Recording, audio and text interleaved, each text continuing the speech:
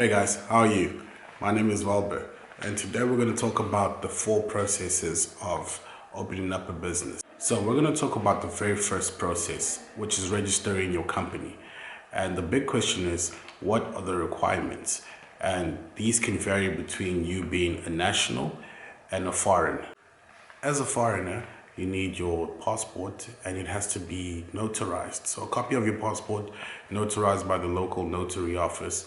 Notary, for those who don't know, is just basically another way of saying that they're going to check your documents with the original one and the copy that they're going to make, and then an official is going to stamp it and accept it as another copy of an original version, which they can then use when you're submitting in your documents. So that's what needs to happen. That's a very crucial step.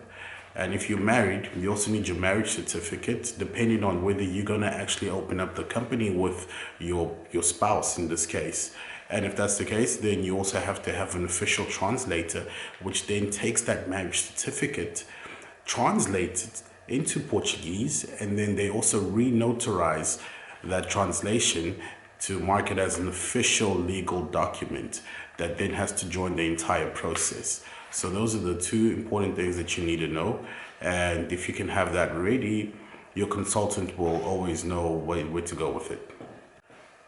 In this series of videos, I'm going to teach you guys how you can actually do this. We'll just basically give you the requirements of what you need and just to follow up the process. But I will always recommend that you do use and approach a consultancy agency like myself, or a person that actually does that.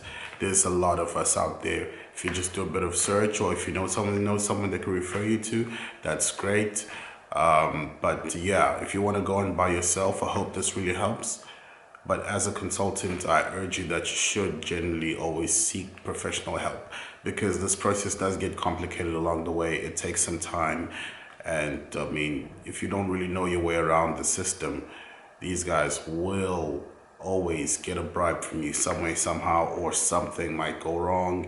And then by the time you find a consultant, the process is already taken so long and things have been delayed, expired, then it just keeps blowing over and over. And yeah, it becomes very costly for you at some point. So even if you do end up getting a consultant after things don't really work out, it's still going to cost you at the end.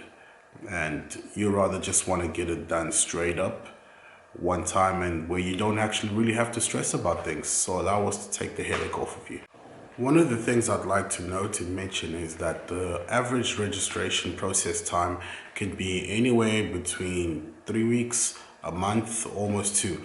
It really depends on like what's happening in the government and whether they have the system or not. Because in Mozambique government, there's a very famous saying, and it's called "No há sistema," which basically means that you might submit all your documentation into the government offices or the departments, but then they will not actually have a system to log it in and process it. So then that could take a few days, and that creates more backlogs.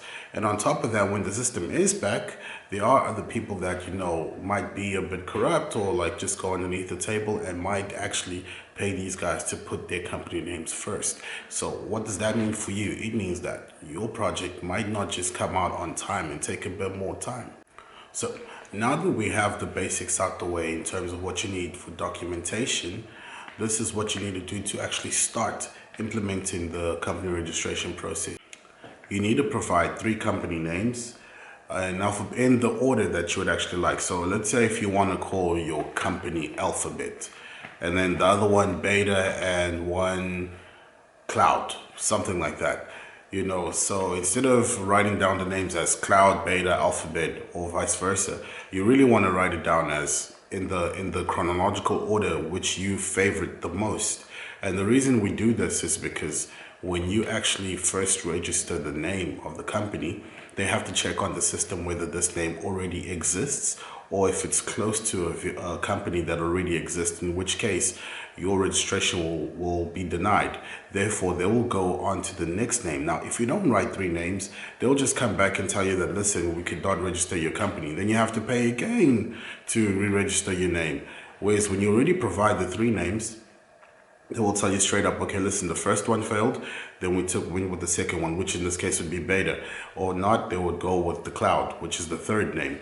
And if all three of them fail, then they will just tell you to come back and write a few more other names. Therefore, you will have once you have the first three names, they will issue out a certificate of name registration.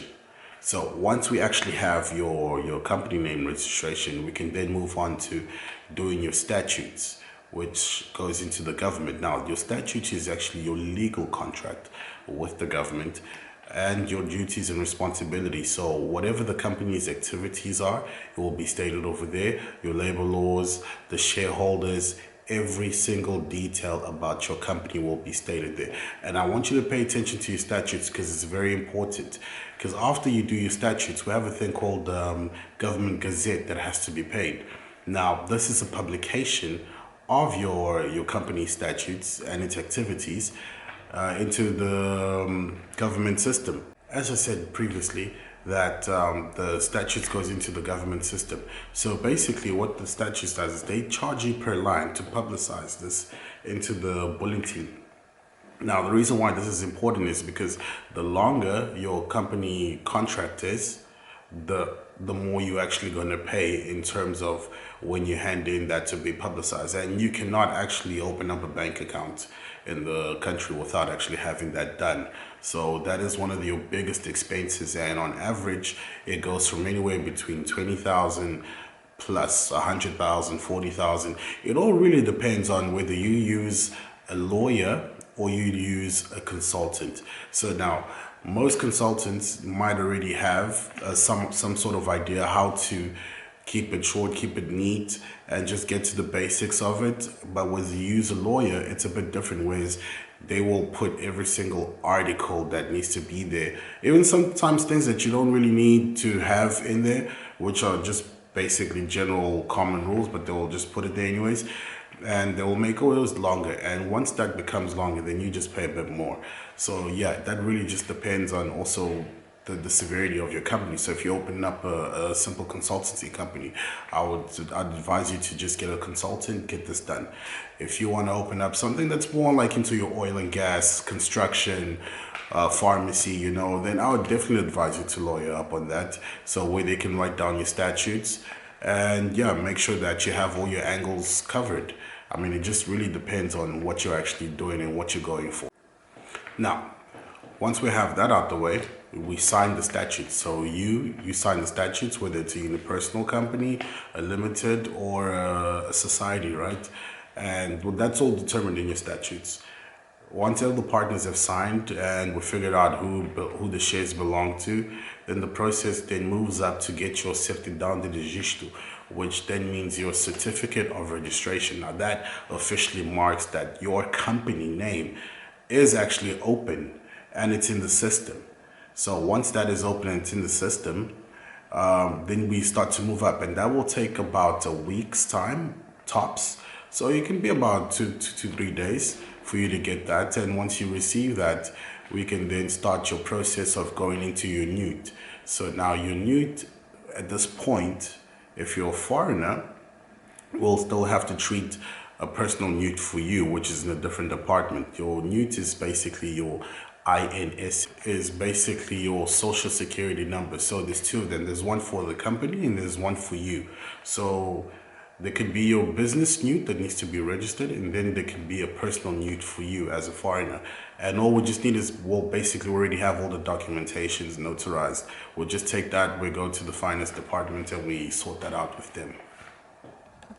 Just quickly, one of the things I want to comment on is that when we do it as consultants, because we work with the government and most of these people every day, we kind of like really know our way around it and we can get things done a bit faster. But now when you do it as an individual, you definitely have to follow the rules, the same thing as we do. But I guess that when you approach them, everything is going to be in order and it's going to be a bit slower. And Mozambique has 2 speeds. There's no line about it. So it has the first speed, which is, you can do it the manual way, the normal way, the hard way. And then there's the second speed, whether you know these people and it's just easier to get by them. And on average, it will take you a few days just to get these 3 processes. So we already looked at about a week. And from there, Once you get all of this together, then you move on to the second phase. And now that's just getting your bare ad, which is your government gazette, the bulletin, which we discussed that will cost you the most. This is where your biggest expense goes out into registering a company.